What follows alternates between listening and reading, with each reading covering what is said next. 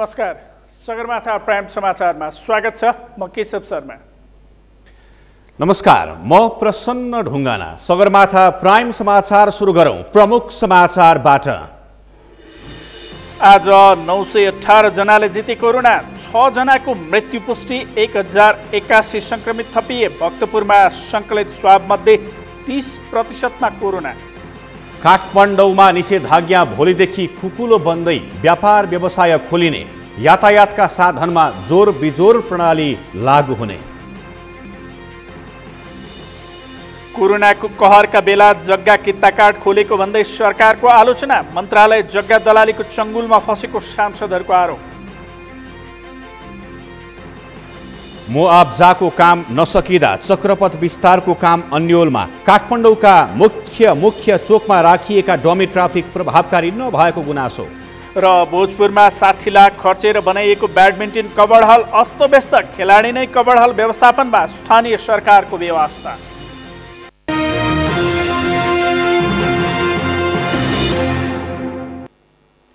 Sagarmatha prime समाचार अब विस्तारमा। कोरोना भाइरस संक्रमणबाट थप 6 जनाको मृत्यु भएको छ। यो सँगै नेपालमा कोरोना संक्रमणबाट ज्यान गुमाउनेको संख्या 312 पुगेको छ।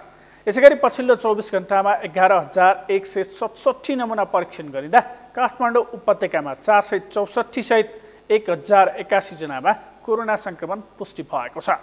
जयन्ती पुडा सैनिक रिपोर्ट। नेपालमा पछिल्लो 24 घण्टामा थप 6 जनाको कोरोना संक्रमणबाट मृत्यु भएको पुष्टि भएको छ। बुधबार मृत्यु पुष्टि भएका मध्ये काठमाडौँका 67 वर्षीय पुरुष र 83 वर्षीय महिला, कास्कीकी 73 वर्षीय महिला, बाँकेकी 80 वर्षीय महिला, अर्घाखाँचीका 42 वर्षीय पुरुष र नवलपरासीका 64 वर्षीय पुरुष रहेको स्वास्थ्य तथा जनसङ्ख्या मन्त्रालयले जनाएको छ। यो सँगै नेपालमा अहिलेसम्म कोरोना भाइरस संक्रमणबाट 312 जनाको मृत्यु भएको छ।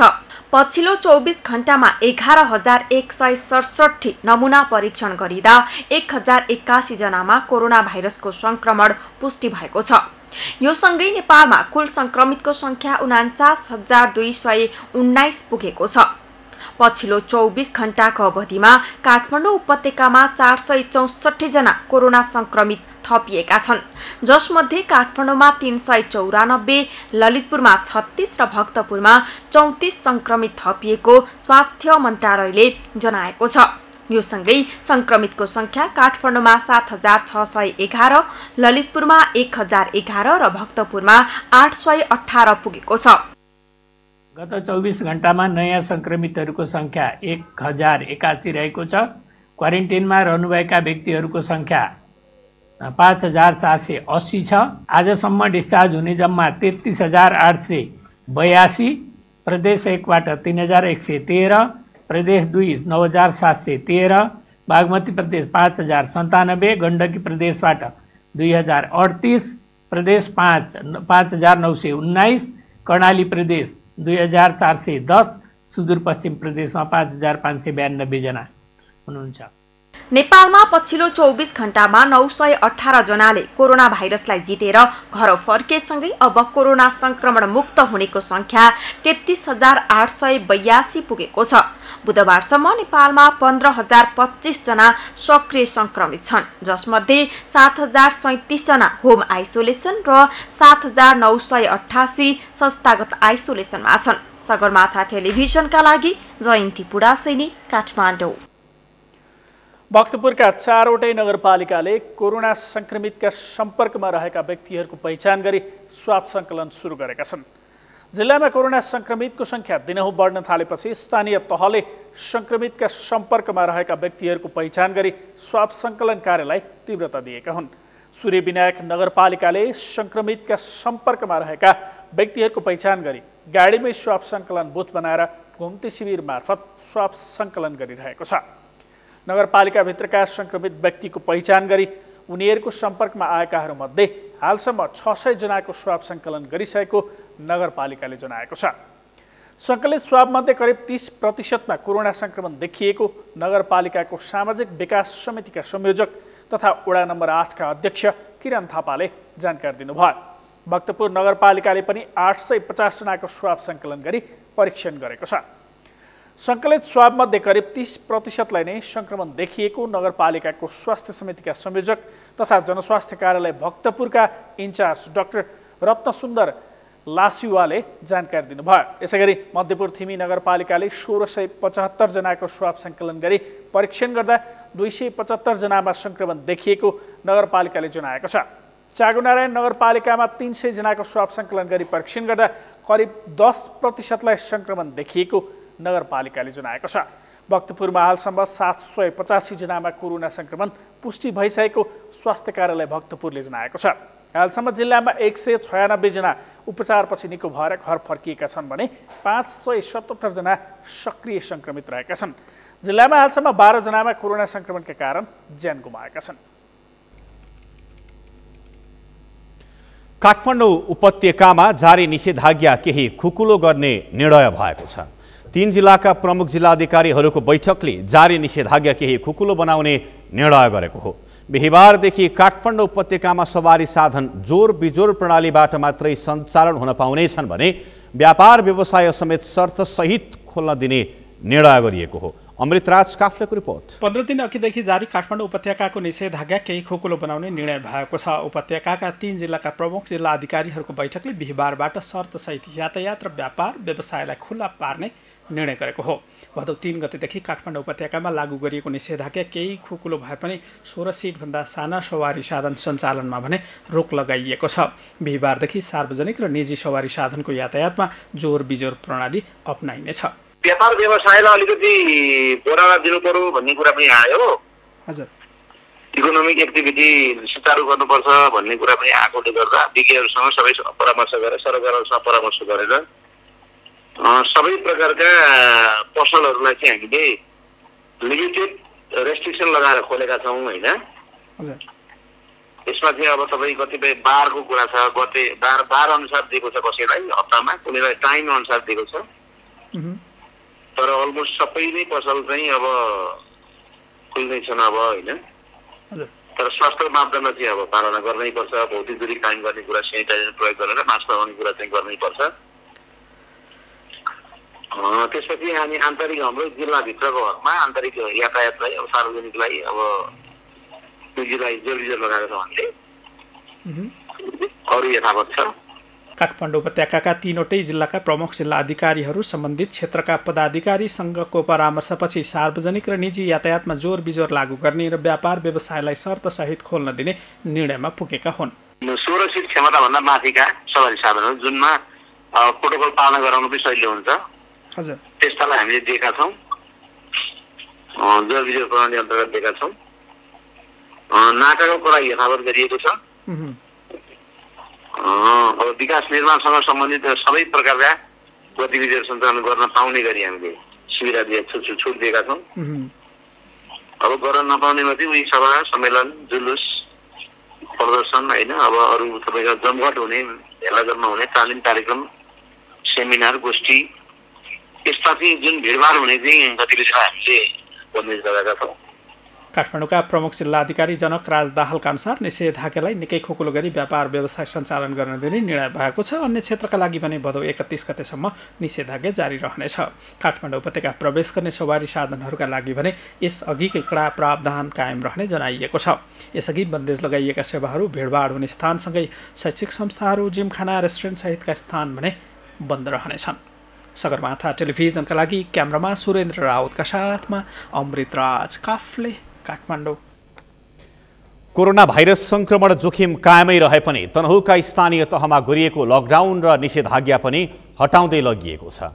संक्रमण देखिएका क्षेत्रलाई सिल गर्दै अन्य क्षेत्रलाई खुल्ला गर्ने नीति अनुसार अहिले तनहुँका अधिकांश पालिकाहरूमा गरिएको लकडाउन र निषेधाज्ञा हटेको छ। तनहुँबाट नारायण खड्काको रिपोर्ट। तनहुँमा समुदाय स्तरमै संक्रमण देखिएपछि भानु नगरपालिकामा भदौ 31 गतेसम्मलाई निषेधाज्ञा जारी गरिएको छ भने अन्य पालिकाहरूले स्वास्थ्य सुरक्षा मापदण्ड अपनाउँदै लकडाउन र निषेधाज्ञा हटाएका छन्। भिमाद नगरपालिकाले सोमबारबाट शैक्षिक संस्था बाहेकका सम्पूर्ण क्षेत्र खुल्ला गरेको छ।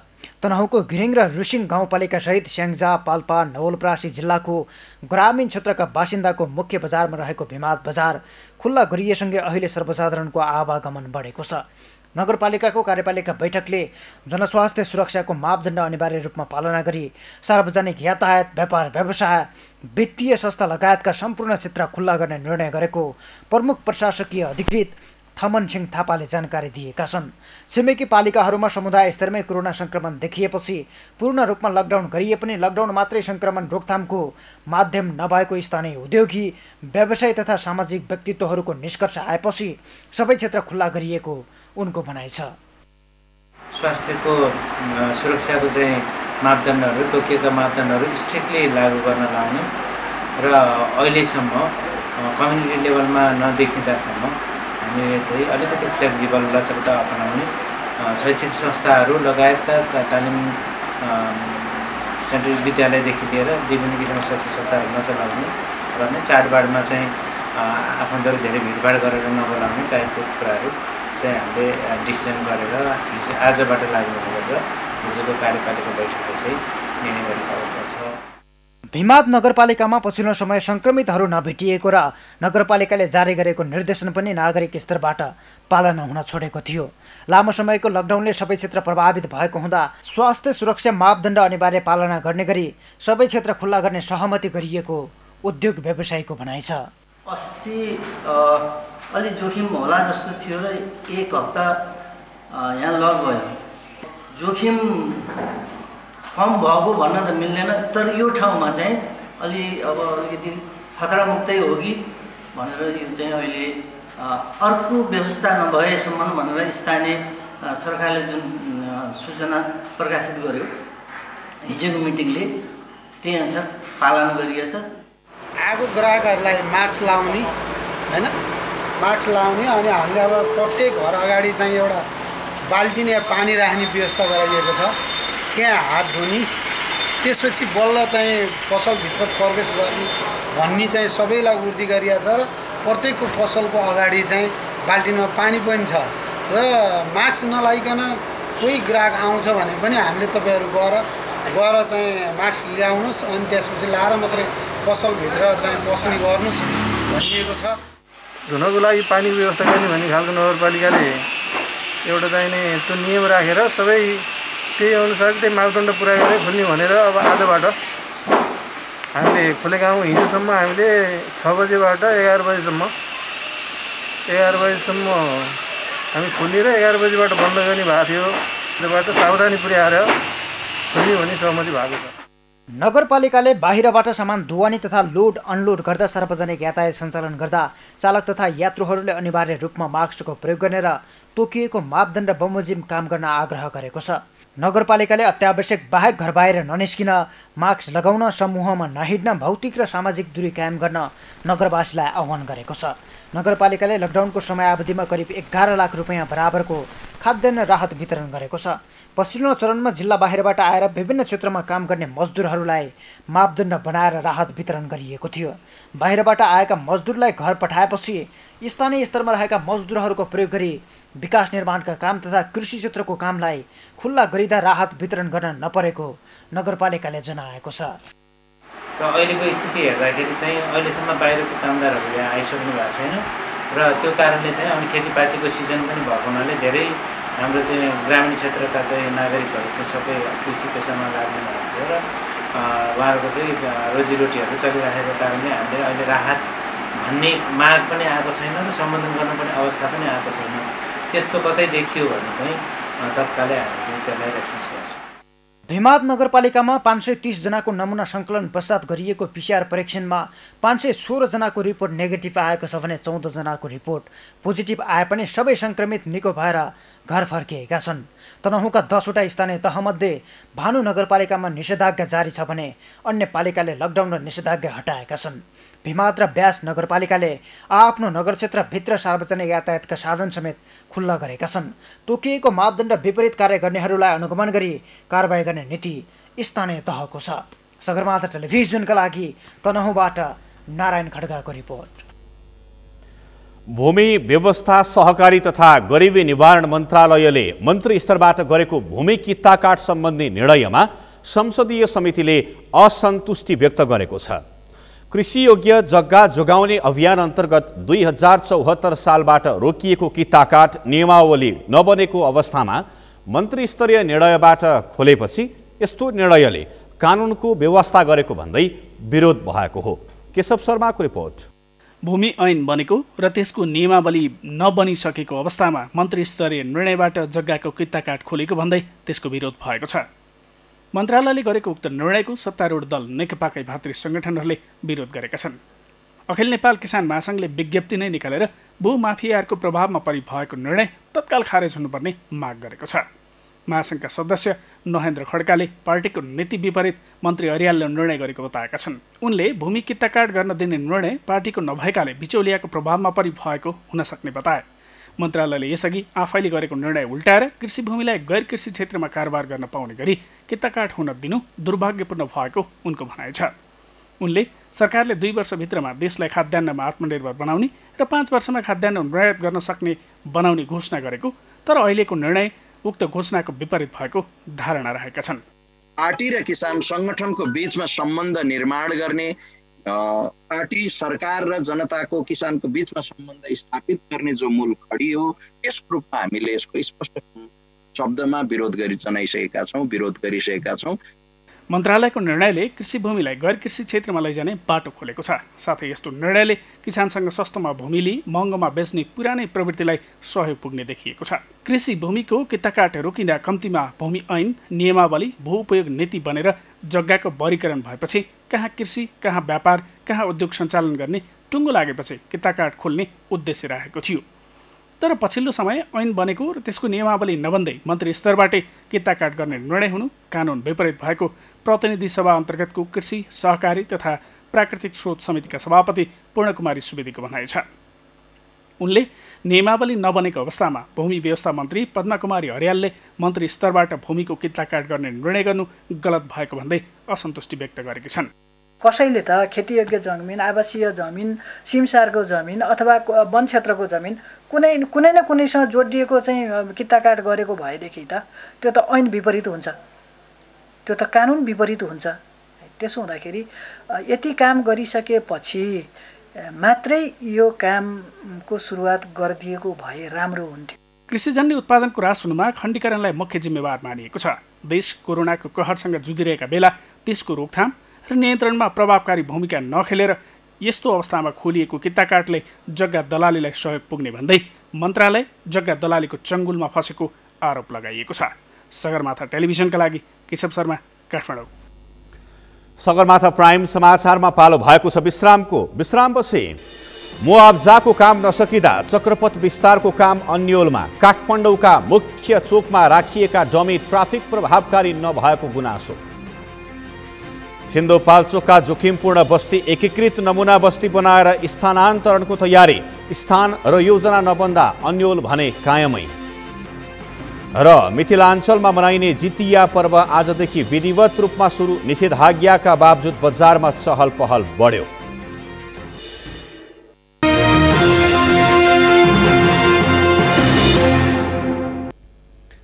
विश्रामपछि सगरमाथा प्राइम समाचारमा पुनः स्वागत छ। अब बाँकी समाचार। सरकार पूर्व तयारीमा चुक्दा चक्रपथ विस्तारको दोस्रो चरणको काममा ढिलाइ भएको छ। करिब 8 अर्ब रुपैयाँको लागतमा निर्माण गर्ने योजनाको काम सडक क्षेत्रका रुख कटान भइसक्दा पनि जग्गा अधिग्रहण नहुँदा काम रोकिएको छ। सडक क्षेत्रका बिजुलीका पोल स्थानान्तरण र भौतिक संरचना हटाउने काम अघि नबढ्दा थप अन्योलता बढेको हो। चिनिया लगानीमा बन्ने दोस्रो चरणको चक्रपथ विस्तारमा वित्तीय व्यवस्थापन पनि टुङ्गिएको छैन। सन्तोष बिके थापाको रिपोर्ट।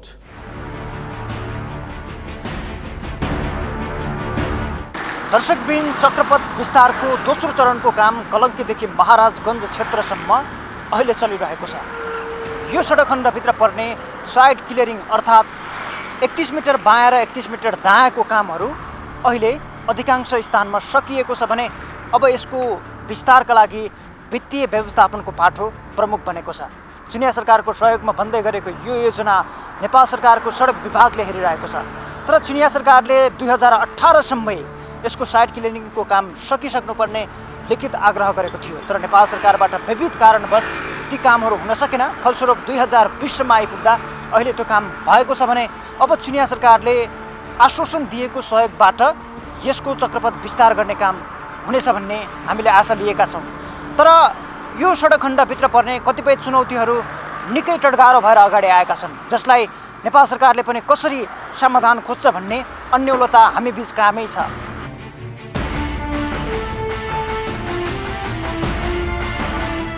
दर्शकवृन्द, हामी महाराजगञ्ज चोकमा छौँ। सरकारी योजना अनुसार यहाँ अन्डरपास बन्नेछ। यस्तै किसिमको अन्डरपास गोङ्गबुमा पनि बनाउने भन्ने खालको योजना सरकारी पक्षले लिएको छ। तर महाराजगञ्ज चोकमा अन्डरपास निर्माण गर्दै गर्दाखेरि यहाँ निर्माण हुने 8 लेनको सडकले यहाँका भौतिक संरचनाहरूलाई भत्काउनेछ। तर त्यो भत्काउन उत्तिकै चुनौती पनि छ। त्यसका लागि सरकारले मुआब्जा वितरण गर्नुपर्ने हुन्छ र त्यसका लागि करिब 3 देखि 4 अर्ब रुपैयाँ खर्चिनुपर्ने हुन्छ। यहाँका स्थानीयहरूलाई मुआब्जा प्रदान नगर्दासम्म यो अन्डरपास र 8 लेनको सडक निर्माण गर्ने काम भने हुन सक्ने सम्भावना छैन। दर्शकवृन्द, चक्रपथ विस्तार योजना अन्तर्गत कलङ्कीदेखि महाराजगञ्ज क्षेत्रभित्र पर्ने रुखहरू कटानको काम भइसकेको छ। यो क्षेत्रमा पर्ने विद्युतका पोलहरूलाई पनि विस्थापित गरेर चक्रपथ विस्तार गर्नुपर्नेछ। नेपाल विद्युत प्राधिकरणको समन्वयसँग मात्रै यी विद्युतका पोलहरू हटाइनेछ। तर अहिलेको अवस्थामा यी पोलहरू यही स्थानमा छन्, यिनीहरूलाई हटाइएको छैन। जबसम्म यी पोलहरू हटाइँदैन तबसम्म यो चक्रपथ विस्तारको काम अघि बढ्न सक्ने अवस्था छैन। त्यसैले सडक विभागले गरिरहेको यो काममा विद्युतका पोलहरू पनि अहिले चुनौती बनेका छन्।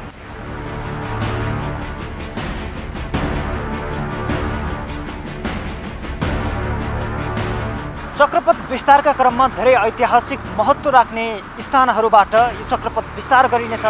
स्वयम्भू क्षेत्रका केही सम्पदाहरूलाई चक्रपथ विस्तारका क्रममा मासिने भएको छ। यससँगै केही मानिसहरूको अत्यन्त धेरै भिडभाड रहने स्थानहरूमा बनाइएका आकाशीय पुलहरूलाई पनि दोस्रो चरणको चक्रपथ विस्तारका क्रममा मासिने भएको छ। ती संरचनाहरूलाई भत्काएर मात्रै चक्रपथ विस्तारको काम हुनेछ। नयाँ बस पार्कमा रहेको आकाशीय पुललाई पनि चक्रपथ विस्तारका क्रममा भत्काएर चक्रपथ विस्तारको काम अघि बढ्नेछ।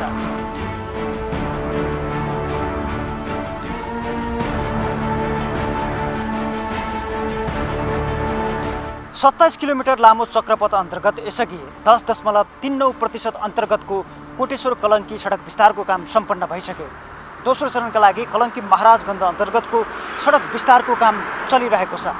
सम्पूर्ण साइट क्लियर भइसकेको अवस्थामा न त यसको डिजाइन तयार भएको छ, न त वित्तीय व्यवस्थापनको पाटो नै टुङ्गिएको छ। यसले चक्रपथ विस्तारलाई थप अन्यलता सिर्जना गरेको छ। सगरमाथा टेलिभिजनका लागि क्यामेरामा उत्सव वाग्लेका साथमा सन्तोष विके थापा, काठमाडौँ। अहिले काठमाडौँ उपत्यकाका मुख्य चोकमा काल्पनिक ट्राफिक अर्थात् डमी ट्राफिक देखिन्छन्। झट्ट हेर्दा सडकमा ट्राफिक जस्तै देखिने तर डमी ट्राफिक राख्दा यसको उपयोगिता भने खासै देखिँदैन। अझै यसको निर्माणमा गरिएको ठूलो खर्चले यसको उद्देश्य र प्रभावकारितामा कुनै असर पारेको देखिँदैन। पुष्कर खतिवडाको रिपोर्ट। काठमाडौँ उपत्यकाका सडकमा गुड्नेहरूले अहिले मुख्य चोकहरूमा ट्राफिक जस्तै देखिने डमी ट्राफिक देख्दछन्। हुबहु ट्राफिक जस्तै देखिने डमीलाई देखेर तीव्र गतिमा हुइकिनेहरूले सवारीको गति घटाउने र यसले दुर्घटना न्यूनीकरण हुने महानगरीय ट्राफिक प्रहरी महाशाखाको अपेक्षा छ। झट्ट हेर्दा हुबहु ट्राफिक जस्तै देखिने डमीले चालकलाई सडकमा ट्राफिक छ भन्ने भ्रम पारेकै भरमा यो भ्रम उपयोगी साबित भने भएको छैन।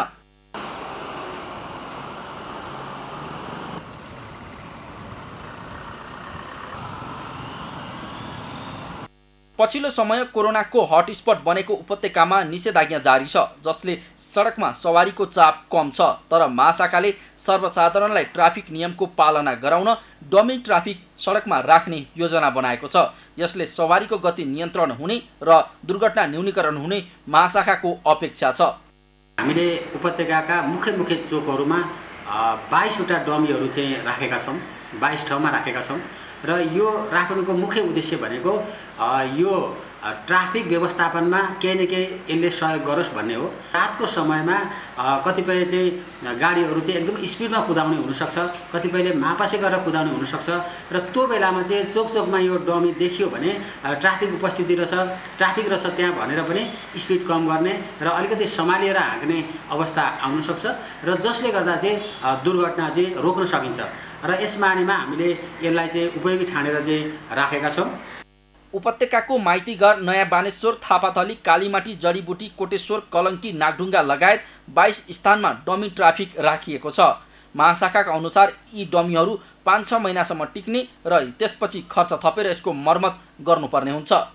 यसलाई चाहिँ उपलब्ध गराउनको लागि चाहिँ हामीले महानगरपालिकासँग समन्वय गरेका थियौँ र महानगरपालिकाको कार्यकारी अधिकृतज्यूको सक्रियतामा उहाँहरूले यसलाई बनाएर चाहिँ हामीलाई हस्तान्तरण गर्नुभएको हो र यो चाहिँ हामीलाई लाग्छ 5-6 महिनासम्म यो दुरुस्त रूपमा रहनेछ।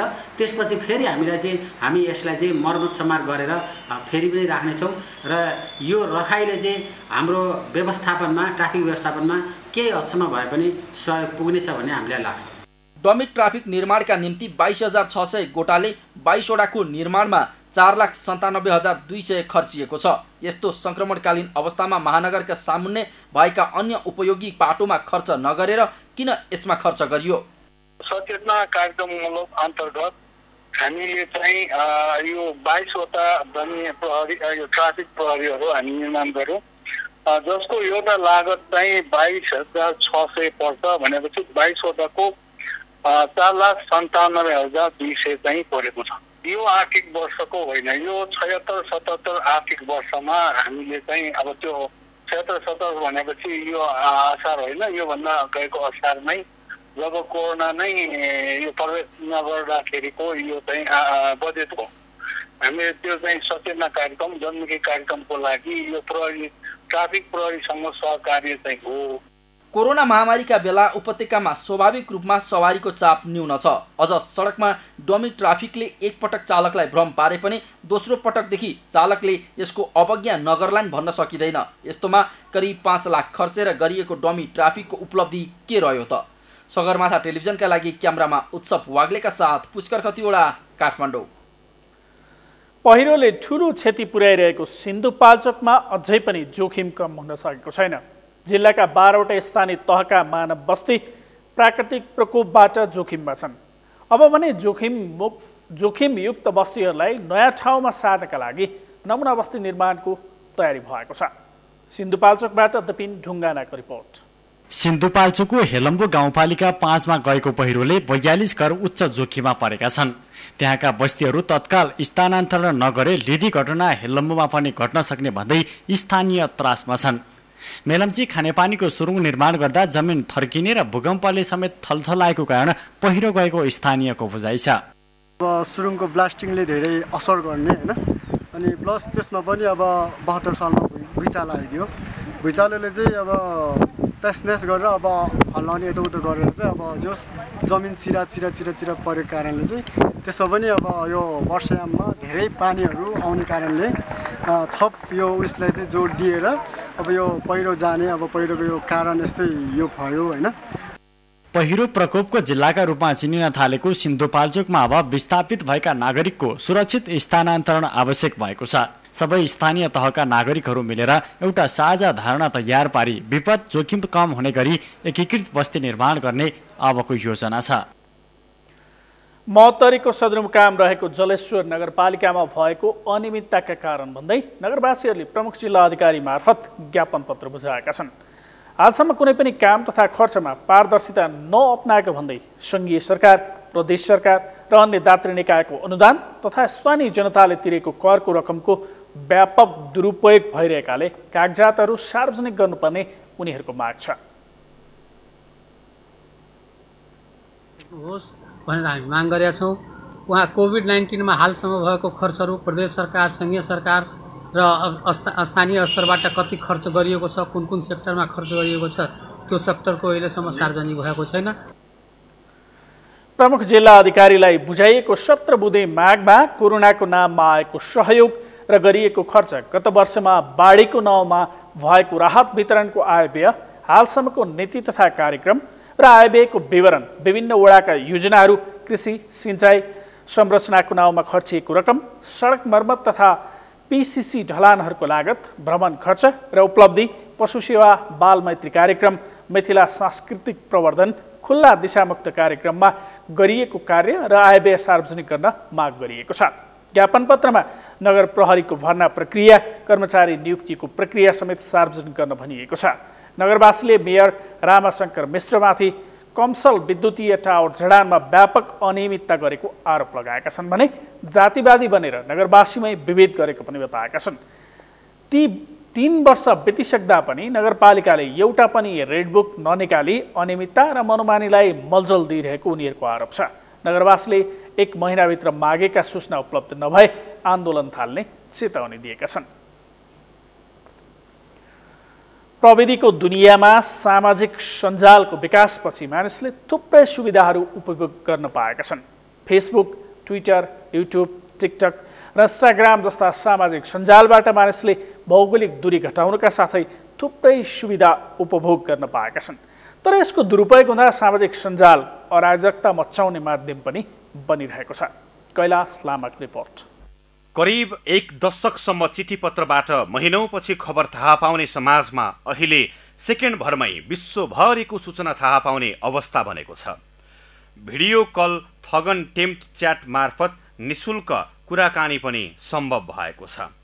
भिडियो कन्फरेन्स मार्फत फरक फरक देश वा ठाउँमा रहेकाहरूसँग एकसाथ कुरा गर्नेदेखि ग्रुप मेसेज समेत एकै पटक मासमा सूचना पुर्याउने सुविधा पनि सामाजिक सञ्जालले नै दिएका छन्। रेडियो, टेलिभिजन र पत्रपत्रिकाबाट पाउने खबर अहिले मोबाइल मार्फत हातमै पुग्ने अवस्था छ। प्रविधिको दुनियाँमा सामाजिक सञ्जालको विकाससँगै यी कुराहरू सम्भव भएका हुन्। फेसबुक, ट्विटर, युट्युब, टिकटक र इन्स्टाग्राम जस्ता सामाजिक सञ्जालबाट मानिसहरूले धेरै सुविधा उपभोग गरे पनि हिमाली जिल्ला दोलखाका सहर, बजार र गाउँ-गाउँमा मोबाइल तथा इन्टरनेट सञ्चालनमा आए पनि सही ढङ्गले चलाउन नसक्दा विकृति बढेको छ। अरूको इज्जत प्रतिष्ठामा आँच पुग्ने गरी निकै उच्छृङ्खल, अपमानजनक र अश्लील प्रतिक्रियाहरू सामाजिक सञ्जालमा छरप्रष्ट हुन थालेका छन्। सामाजिक सञ्जाल प्रयोग गर्नु नै गलत चाहिँ होइन, तर सामाजिक सञ्जाल प्रयोगकर्ताहरूले कतिपय चाहिँ कमजोरीहरू गरिरहेको देखिन्छ। कसैको व्यक्तिगत जीवनमा चाहिँ आँच आउने किसिमका शब्द र फोटाहरू पोस्ट गर्नाले सामाजिक सञ्जालको दुरुपयोग भइरहेको जस्तो लाग्छ। आफूलाई मन नपरेका जो कोहीलाई गाली बेइज्जती गर्ने, फोटो तथा भिडियो बनाएर पोस्ट गर्ने जस्ता गैर कानुनी कामबाट सामाजिक सञ्जालको दुरुपयोग बढ्दो छ। पछिल्लो समय फेसबुक र ट्विटर गाली बेइज्जती गर्ने थलोको रूपमा स्थापित हुँदै गएको छ भने युट्युब र टिकटक अरूको भावनालाई नबुझी मनोरञ्जन देखाउने थलो बनेका छन्। यसबाट दोलखाका जनप्रतिनिधि, पत्रकार र राजनीतिक कर्मीलाई मुख्य निशाना बनाइएको छ। तथ्य सत्य नबुझी मनलाग्दी लेख्ने र फोटो तथा भिडियो पोस्ट गर्ने कामले समाजमा गलत सन्देश प्रवाह हुनुका साथै समाजलाई नै आतंकित बनाएको छ। यो सामाजिक सञ्जाल भनेको यस्तो एउटा चिज हो, अरूलाई गाली गर्नुको निम्ति, अरूलाई अपमान गर्नुको निम्ति, छाडा र आफ्नो एउटा चाहिँ भित्री स्वरूप चित्रण गरेर जनतालाई चाहिँ आफू के हो भनेर नङ्ग्याउनको निम्ति प्रयोग भइरहेको र कतिपय सामाजिक सञ्जालमा स्ट्याटसहरू त्यहाँ राखेको विषयवस्तुहरू हेर्दा लाग्छ मान्छेहरू एकदमै उदण्ड र अराजक भएछन् कि यो मुलुक र संसारमा कानुनै छैनन् कि कानुनभन्दा माथि उठेर मनमा जे लागे त्यही एकदम गाली गलौजको शैलीमा सामाजिक सञ्जालको उपयोग भइरहेको देखिन्छ। प्राप्त तथ्याङ्क अनुसार हाल नेपालमा कुल जनसङ्ख्याको 2/3 नेपाली मोबाइल र इन्टरनेटको पहुँचमा छन्। तर नेपालमा सामाजिक सञ्जालमा प्रचुर मात्रामा युवा जमातबाट आउने अपमानजनक, नकारात्मक तथा अश्लील प्रतिक्रियाहरूलाई नियमन गर्नका लागि विद्युतीय कारोबार ऐन भए पनि त्यसले पर्याप्त नियन्त्रण गर्न सकेको छैन। त्यसैले यस्ता गतिविधिको नियन्त्रण प्रहरीका लागि समेत चुनौती बनिरहेका छन्। मान्छेलाई गाली बेइज्जती गर्ने, विभिन्न खालका उसका नैतिक चरित्रहरूमा सामाजिक सञ्जाल अथवा चाहिँ इन्टरनेटको प्रयोग अथवा कम्प्युटरको प्रयोग गरेर त्यस्ता खालका अपराध गर्छ भने त्यसलाई पनि सजाय छ। त्यो चाहिँ फौजदारी अपराध अन्तर्गत नेपाल प्रहरीले नै मुद्दा चलाएर अदालत लान्छ र यसमा हुने सजाय भन्दा अझ थप विस्तृत रूपमा अहिले एक्जिस्टिङ विभिन्न इन्टरनेटका प्रयोगले गरिने अपराधमा विस्तृतमा कानुन आउन चाहिँ जरुरी छ। सामाजिक सञ्जाल एकैपटक धेरै मानिससम्म पुग्ने हुँदा कसैका विरुद्ध प्रयोग नहुनु र शिष्ट तथा मर्यादित भाषाको प्रयोग गर्नु नागरिकको नैतिक दायित्व पनि हो। विचार र अभिव्यक्तिको स्वतन्त्रताको सीमा बुझ्न नसक्नु, विषयवस्तुको गाम्भीर्यतामा ध्यान नदिनु र आफ्ना भाषाले पीडितलाई पुग्ने असरलाई ध्यान नदिँदा सामाजिक सञ्जाल अराजकहरूका लागि हतियार बनिरहेका छन्। यसतर्फ प्रविधि विज्ञ र कानुनवेत्ताले समन्वयमा काम गर्न आवश्यक छ। सगरमाथा टेलिभिजनका लागि दोलखाबाट कैलाश लामाको रिपोर्ट। कोरोनाको त्रास र निषेधाज्ञा बीच मधेसी समुदायका विवाहित महिलाले मनाउने जितिया पर्व सुरु भएको छ। परिवारको सुखका लागि विवाहित महिलाले व्रत बसेर मनाउने यो पर्वका कारण निषेधाज्ञा उल्लङ्घन गर्दै बजारमा चहल पहल समेत बढेको छ। सप्तरीबाट एमके माझेको रिपोर्ट। जितिया पर्वको पहिलो दिन बुधबार व्रतालु महिलाहरूले बिहानै स्थानीय खोला, नदी, पोखरी लगायतका जलाशयमा गएर स्नान गर्ने गरेका छन्। स्नानपछि घिरौलाको पातमा पिन, तोरीको तेल, घिरौलाको फूल, सिन्दुर चढाएर जितवाहन भगवानको पूजा आराधना गरी जितिया पर्वको सुरुवात गरिएको छ। जितवाहन पर्वका नामले समेत चिनिने यस पर्वमा ठाउँ ठाउँमा जितवाहन देवताको मूर्ति पनि स्थापना गरी पूजापाठ सुरु भएको छ। स्थानीय प्रशासनले निषेधाज्ञा जारी गरे पनि जितियाका व्रतालुहरू बिहानैदेखि पूजा र प्रसाद किन्नका लागि बाहिर निस्कदा बजारमा चहल पहल समेत बढेको छ। जितवाहन भगवानलाई चढाएको तेल प्रसादका रूपमा परिवारका सबै सदस्यले शरीर र कपालमा लगाउँदा भगवानको आशीर्वाद पाइने र रोग नाश हुने जनविश्वास छ। आश्विन कृष्ण पक्षको सप्तमीका दिन जलाशयमा तेल, पिन आदि चढाएपछि सुरु हुने यो पर्व 3 दिनसम्म मनाइन्छ। पर्व अवधिभरको व्रतमा महिलाहरू घरमा मरुवा अर्थात् कोदोको रोटी, माछा लगायतका परिकार खाने गर्छन्। शाकाहारीले भने गमहरी अर्थात् कोसाभित्रै फल्ने धानको खिर वा भात खाएर पर्वको सुरुवात गर्ने चलन छ। पण्डित रूपकान्त मिश्रका अनुसार यस पर्वमा जितवाहन देवताको पूजा गरे सन्तानको आयु लामो हुने तथा परिवारमा सुख शान्ति छाउने धार्मिक विश्वास रहेको छ। महिलाहरू यो अखण्ड सौभाग्यको लागि यो जितिया पर्व मनाइन्छ। यो पर्व आश्विन कृष्ण सप्तमीको तिथिमा सधवा महिलाहरू माछ मरुवा खाएर अभिष्ट भोजनानाम लेख्या छ शास्त्रमा। त्यो भविष्य पुराण अनुसार महिलाहरू आफ्नो पुत्र चिरजीवी होस्, धेरै दिन बाँचोस् र आफ्नो सौभाग्य अखण्ड रहनको लागि यो व्रत गरिन्छ। अष्टमीमा रात दिन पानी पनि नखाई निराहार बसी यो व्रत गरिन्छ र यसको पालना नवमी तिथिमा गरिन्छ। व्रतालुहरू आफ्ना सन्तान र परिवारको सुस्वास्थ्य तथा सुरक्षाको कामना गर्दै यो पर्व मनाउने गरेको बताउँछन्। बुधबार जितवाहन देवताको प्रसाद ग्रहण गरेपछि 72 घण्टासम्म निर्जल अर्थात् पानी समेत सेवन नगरिकन उपवास बस्ने गरेका छन्। हम सब अपन बाल बच्चा के परिवार के सुख शांति के लेल मनावे छियै। ई बहुत भारी पर्व होइ छै। एमे भरि दिन सहै है, एक दिन पूरा उपास होइ है, काल्हो के पारण कहल जाय है। थारू समुदायमा समेत पारम्परिक गीत संगीतका साथमा नाचगान सहित जितिया पर्व मनाउने गरिएको छ। प्रकृतिको अर्चना थारू समुदायको जितिया पर्वको विशिष्ट पाटो हो। आमाको माया सम्झाउने यो पर्वमा कोरोनाको महामारीका कारण रौनकता भने छाउन नसकेको स्थानीयको बुझाइ छ। हाम्रा हरेक पर्वका विशिष्ट र मौलिक विशेषता र महत्त्व छन्, तर हरेक चाडपर्वको महत्त्व मानिसको जीवन ठिकसँग चली मात्र रहने भएकाले महामारीमा ज्यान जोगाएर भविष्यमा चाडपर्व थप महत्त्वसहित मनाउन आवश्यक छ। सगरमाथा टेलिभिजनका लागि सप्तरीबाट एमके माझीको रिपोर्ट। सगरमाथा प्राइम समाचारमा एकैछिन विश्रामपछि कोरोनाका कारण विश्वभर 9,02,600 बढेको मृत्यु, संक्रमितको संख्या 2,77,75,000 भन्दा बढी र जारी सिपिएल क्रिकेट अन्तर्गत नेपाली खेलाडी सन्दीप सामेल टोली जमैका सेमिफाइनलबाट बाहिरियो। ट्रेन बागो 9 विकेटले विजयी।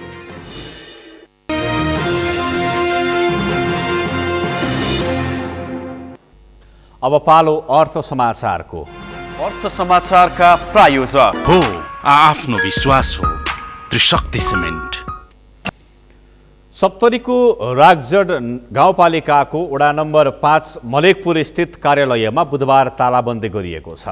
स्थानीय स्तरमा विभिन्न विकास निर्माण कार्यका लागि गठित उपभोक्ता समितिका पदाधिकारीहरूले तालाबन्दी गरेका हुन्। वडा कार्यालयले विभिन्न मितिमा करिब 1 दर्जन उपभोक्ता समिति मार्फत गराएको विकास निर्माण कार्य सम्पन्न भएको महिनौं बितिसक्दा पनि भुक्तानी नदिएको भन्दै आक्रोशित उपभोक्ता समितिले मध्याह्न 12 बजे तालाबन्दी गरेका हुन्। स्थानीय ध्रुव शाहले काम सम्पन्न गरेको 3 महिना बितिसक्दा पनि वडाध्यक्ष लक्ष्मी ठाकुरले परिषद नबसेको र गाउँपालिका अध्यक्ष प्रमानन्द यादव समक्ष जाँदा उनले पनि केही दिनपछि भुक्तानी गर्ने भन्दै आलटाल गरेको भन्दै बाध्य भएर तालाबन्दी गर्न परेको बताउनुभयो। यस्तै अर्का उपभोक्ता समितिका अध्यक्ष जितन सरदारले गाउँकै साहु महाजनसँग चर्को ब्याज लिएर काम सम्पन्न गरेको 3 महिना बितिसक्दा पनि भुक्तानी नपाउँदा आफूहरू ऋणको ब्याजमै डुब्न लागेर तालाबन्दीमा उत्तीर्ण परेको बताउनुभयो।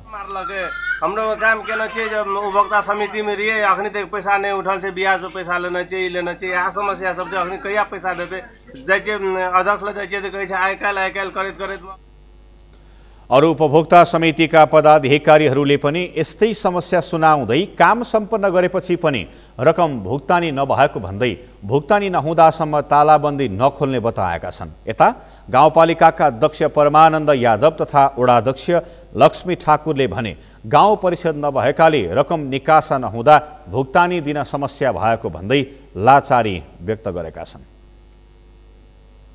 अब पालो खेल समाचारको।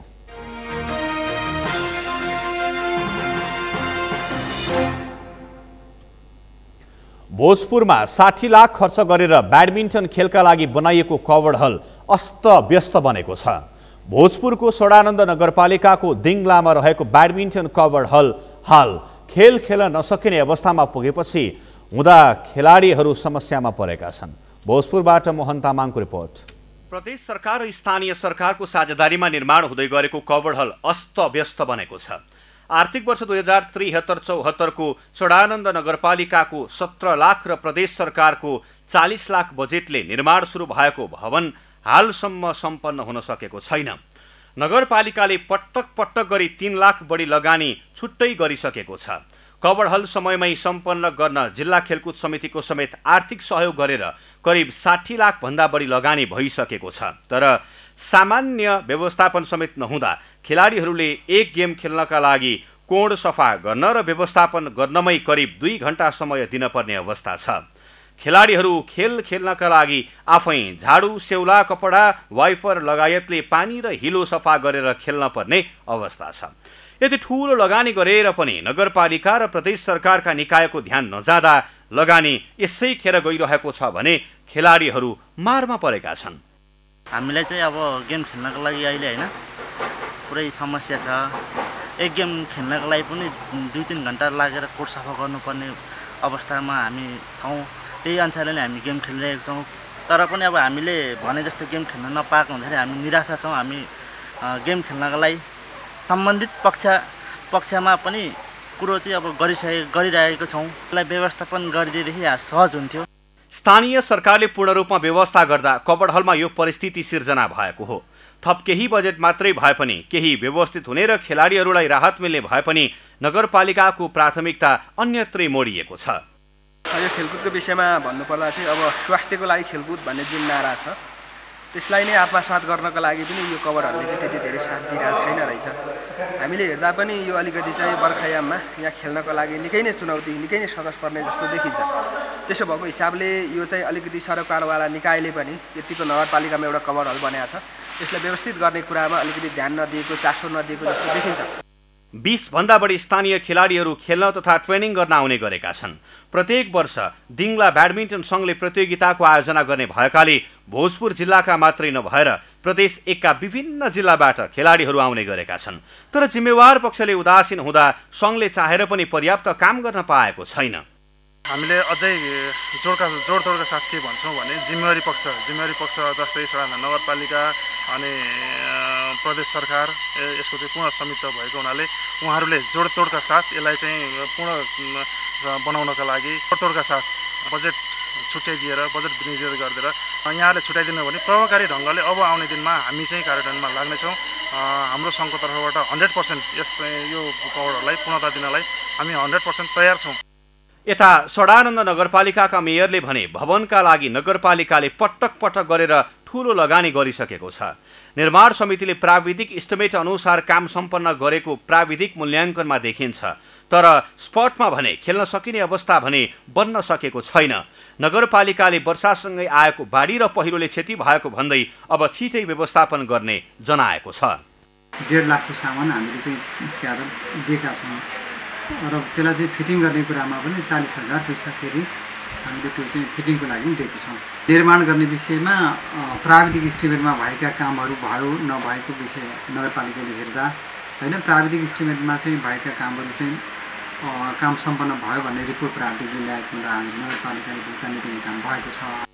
जिल्ला तथा प्रत्येक पालिकामा कभरहल निर्माणका लागि स्थानीय सरकार साथै प्रदेश सरकारको ठूलो मात्रामा लगानी भएको छ।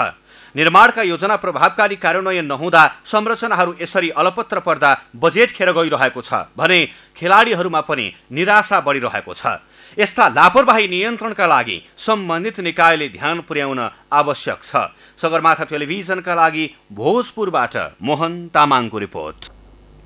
हामी सगरमाथा प्राइम समाचारको अन्त्यमा छौँ। अन्त्यमा प्रमुख समाचार फेरि एकपटक। आज 918 जनाले कोरोना जिते, 6 जनाको मृत्यु, 1081 संक्रमित थपिए। भक्तपुरमा संकलित स्वाब मध्ये 30% कोरोना। काठमाडौँ उपत्यकामा निषेधाज्ञा, भोलिदेखि खुकुलो बन्दै व्यापार व्यवसाय खोलिने, यातायातका साधनमा जोर बिजोर प्रणाली लागू हुने। कोरोनाको कहरका बेला जग्गा किता कार्ड खोलेको भन्दै सरकारको आलोचना, मन्त्रालय जग्गा दलालीको चङ्गुलमा फसेको आरोप।